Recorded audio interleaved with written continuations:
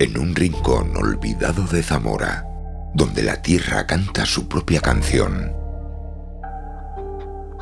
Una historia de pasión y sabor comenzó a tomar forma.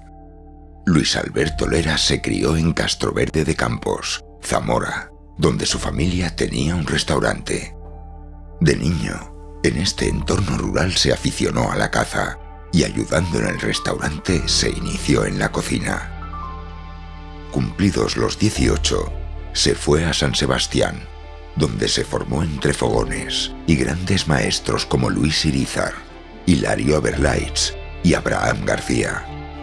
En el año 2015, junto a su pareja Natalia Fernández, superando las dificultades del camino, realizó uno de los sueños de su vida: el restaurante Lera.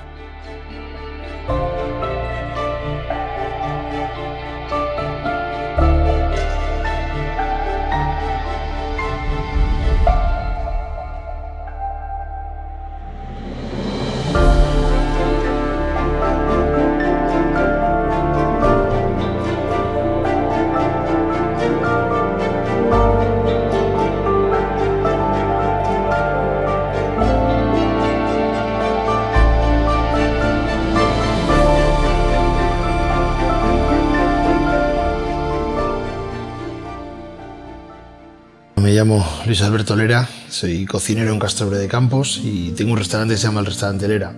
Yo realmente nunca me planteé ser cocinero, no soy un cocinero vocacional para nada. Yo me inicié en la cocina como una necesidad de hacer algo en la vida, ¿no? Profesionalmente me inicié con 18 y 19 años en la escuela de Luis Irízar en San Sebastián y a partir de ahí pues ya no he parado hasta la actualidad. Mi mayor influencia quizá culinaria ha sido la cocina familiar, ¿no? Sobre todo el cocinar con mi madre en el mesón. Indudablemente Luis Irízar para mí fue un maestro y fue realmente fue el trampolín que me llamó a la cocina. Me quedaría con Suberoa, ¿no?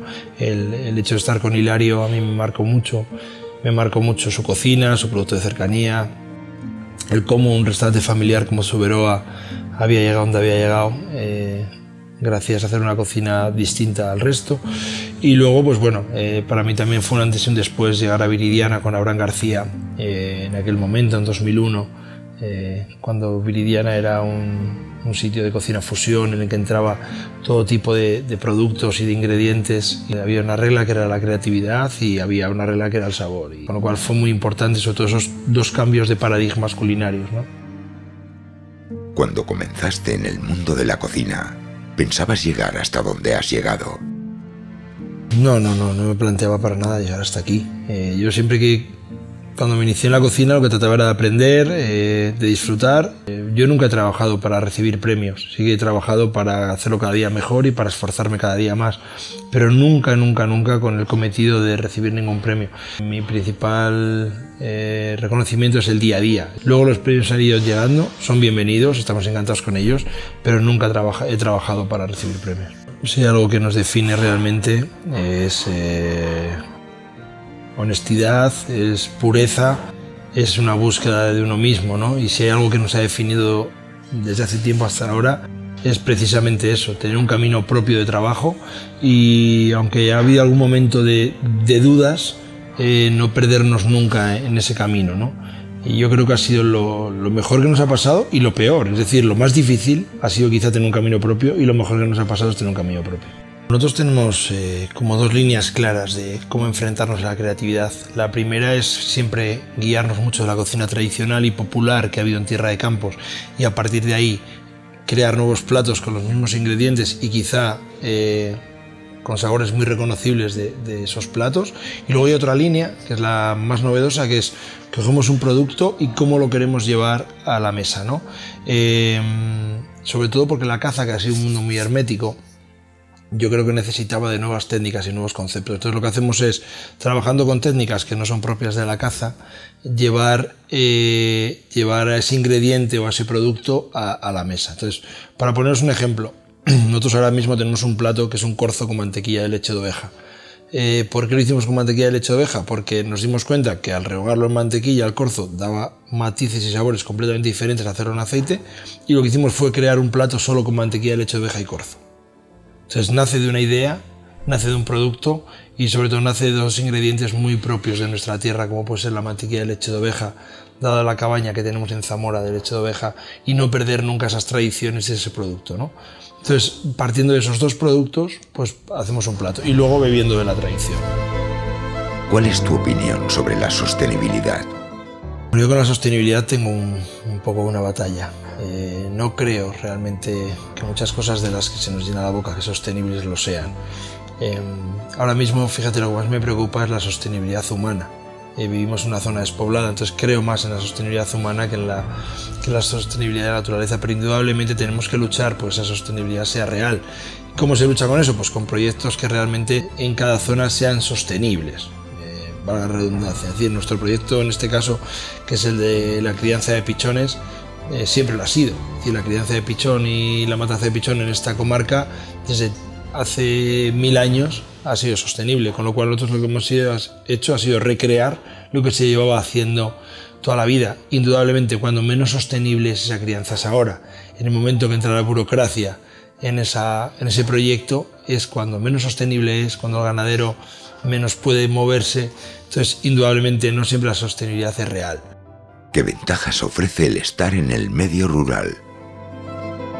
Para mí ventajas sobre todo tiene que soy de aquí, que vivo donde quiero y que he logrado tener un proyecto rural donde me apetecía. Inconvenientes muchos, al final ten en cuenta que nosotros vivimos en una zona despoblada. El primer inconveniente que tenemos es el personal, nos cuesta mucho trabajo encontrar personal para trabajar. Segundo inconveniente que tenemos es que al final no tenemos ningún tipo de servicios, digo, sanitarios, de transporte, otros muchos, como puede tener una ciudad. Y luego, obviamente, nosotros no tenemos servicios, pero pagamos los mismos impuestos que tiene cualquier ciudadano de una ciudad. Con lo cual, hay muchos inconvenientes y pocas ventajas. Las ventajas, sobre todo, son emocionales, pero esas no nos ha regalado nadie, son nuestras propias, ¿no? Cuéntanos alguna anécdota en tu trayectoria. Como muy curiosa que me llevó a catalogar cosas fue cuando, indudablemente, vino Ferran Adrià a comer a Lera, ¿no? Y para mí fue muy emocionante. Yo soy un mitómano y sobre todo el día que vino Ferran sí que estaba nervioso, estaba asustado, y creo que nos pasaría a cualquier cocinero, ¿no? Y el día que vino Ferran, obviamente yo saqué todos los bichos habidos y por haber, todos los que pude, y cuando estaba comiendo, en mitad de la comida, su única pregunta curiosa fue, me dijo, ¿lo tienes catalogado? Y en ese momento es cuando empecé a catalogar, cuando empecé a pensar que lo que estábamos haciendo realmente no era normal, que no hay muchos restaurantes que metan 9, 10 aves diferentes en un menú. Entonces, en ese momento empecé a catalogar y empecé a darme cuenta de que lo que hacíamos era curioso. Pero esto mismo con David Muñoz, que nos une una amistad, pues lo hemos hablado alguna vez. El hecho de que Lera sea un restaurante singular, no digo ni mejor ni peor, singular. Y luego obviamente pues 1000 anécdotas que me llevo a cabo de grandes maestros cocineros y ahora amigos, ¿no? Pero si algo me llevo en estos años de cocinero es sobre todo que soy un afortunado de tener tantos buenos amigos en el mundo de la cocina y tanta gente que me aporta tanto. ¿Qué retos has enfrentado en tu carrera? Retos muchos. Como te decía antes, nosotros vivimos siempre un poco marcados por la burocracia. La caza no son animales que te encuentres en un lineal de supermercado, con lo cual tenemos que tener muchos proveedores y un amplio espectro de proveedores para poder llevar a cabo la cocina que llevamos. También trabajamos con muchos productos del campo que tenemos que traerlo a la casa por tener un hecho diferenciador. Entonces eso es un reto diario. Y luego sobre todo tenemos un gran reto ahora, que no hay caza para todos, no hay caza buena para todos. Entonces Lera cada vez se está convirtiendo en un restaurante más singular, más pequeño y sobre todo más especial, porque la caza se ha convertido en un producto casi de lujo, no por el dinero, sino por la poca cantidad de caza buena que queda. Nosotros siempre bebemos de esa cocina popular, ¿no? Para mí es muy importante nunca perder las raíces, siempre saber de dónde venimos y por qué estamos aquí. Y hay algo que me obsesiona diariamente, que es que quien coma aquí sepa que ha comido en tierra de campos. Entonces, ¿qué hacemos? Es coger recetarios, coger ideas, coger sabores, preguntar a Yo en mi caso pregunto a mi madre, a mis tías, a gente de la zona que se comía en ciertas fechas en nuestra zona, y a partir de ahí empezar a trabajar una receta con las nuevas técnicas, con los nuevos sabores, con los nuevos productos y llevarlas a cabo y ponerlas en una mesa del siglo XXI. Pero indudablemente la tradición en este restaurante juega un papel muy importante. ¿Cuál es tu percepción sobre la influencia de las redes sociales en el sector gastronómico? Yo las redes sociales sí que me aportan, no sé si clientes, pero sí que me aportan cosas buenas, y luego creo que le está haciendo bastante daño a la industria gastronómica, porque hay mucha gente que opina sin saber. Indudablemente hay mucha gente que opina sabiendo, que son los que hay que seguir, y ahí es donde tenemos que tener un doble filtro, ¿no? Saber quién tiene razones y quién sabe comer en todo esto, y sobre todo hay mucha gente que critica gratuitamente sin tener ni idea, pero obviamente es un mundo libre y cada uno actúa y decide como quiera, indudablemente, y creo que ahí sí que tendríamos que jugar un papel importante a veces, porque por las faltas de respeto, porque detrás de todo esto hay mucho trabajo, hay mucha gente detrás, hay muchas familias, y no se puede criticar gratuitamente algo que te venga en gana. Y sobre todo que criticar un restaurante se ha convertido o puntuar un restaurante se ha convertido como una moda. Yo no voy a un zapatero y le puntúo del 1 al 10, o no voy mañana a un kiosco y puntúo al kiosquero del 1 al 10, pero un restaurante se ha convertido en una moda puntuarnos del 1 al 10. Entonces no lo entiendo realmente, y sobre todo perdemos una parte que es la emocional también. Cuando nos ponemos en una mesa a puntuar o a apuntar, hay que dejarse llevar, hay que ser más libre, hay que disfrutar del momento, y sobre todo no entiendo tampoco esta búsqueda constante de puntuarnos, de ponernos en listas, de que seamos como un número, ¿no? Entonces creo que las redes sociales para unas cosas vienen muy bien, nos dan a conocer partes importantes de nuestro negocio y nos dan visibilidad, pero por otra parte nos exponen demasiado a veces y no es bueno. ¿Qué consejos darías a los jóvenes que aspiran a ser chefs reconocidos?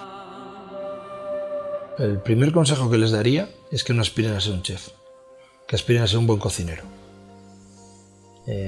A mí me dio un consejo Luis Irizar cuando acabé la escuela. Me dijo: Luis, mira, la cocina tiene un 80% de oficio, un 10% de creatividad y un 10% de ingenio. Aprende el oficio, con eso vas a vivir. Si tienes creatividad, maravilloso. Si tienes ingenio, ya es la hostia.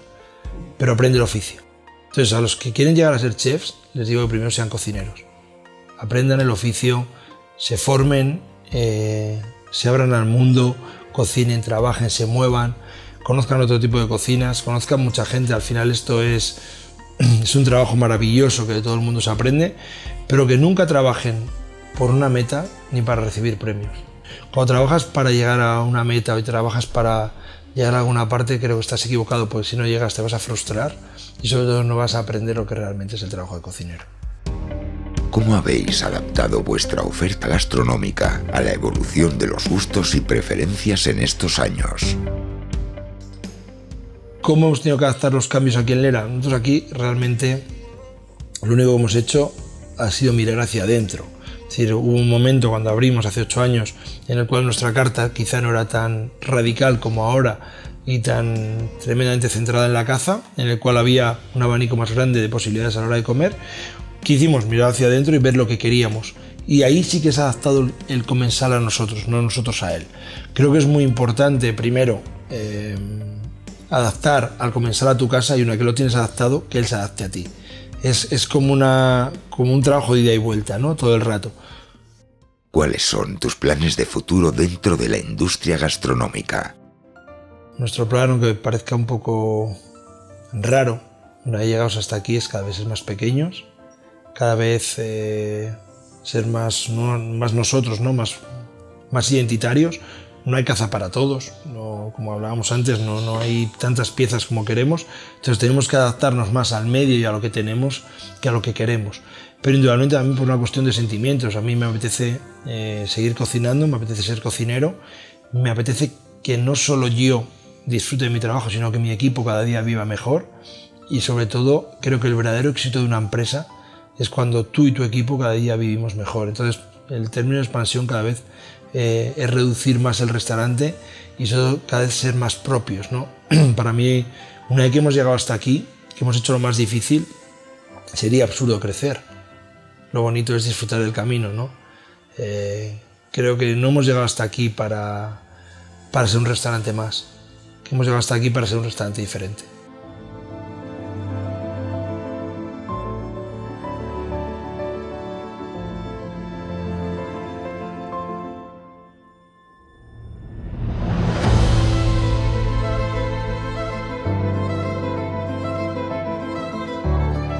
Con el sabor de tierra de campos en cada bocado, Luis Alberto Lera ha conquistado los paladares más exigentes. El sabor de esos campos seguirá perdurando en cada plato de Luis Alberto Lera, sabiendo que el verdadero sabor no solo está en la comida, sino en el amor, dedicación y compromiso con el medio natural.